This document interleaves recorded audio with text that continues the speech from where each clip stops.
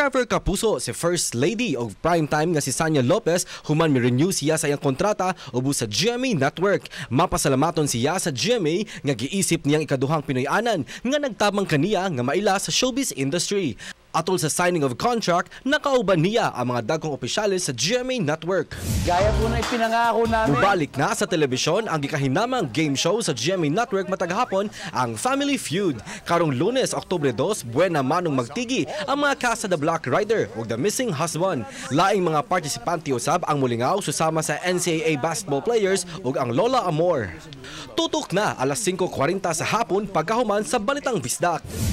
Samtang sa nagpadayong istorya sa maging sino ka man nila Monique o Carding, padayong napakya si Gilbert nga karakter ni Juancho Trevino ang pagsikop ka Monique. Gisaad niini nga kinahanglan niyang makuptan sa makamot si Monique. Samtang sa pikas bahin, nagduda si Carding ngadto kang Dino nga dili kini tinuod nga usa ka lalaki. Busa gisuwayan kini ni Betty aron malaylo ang atensyon niini.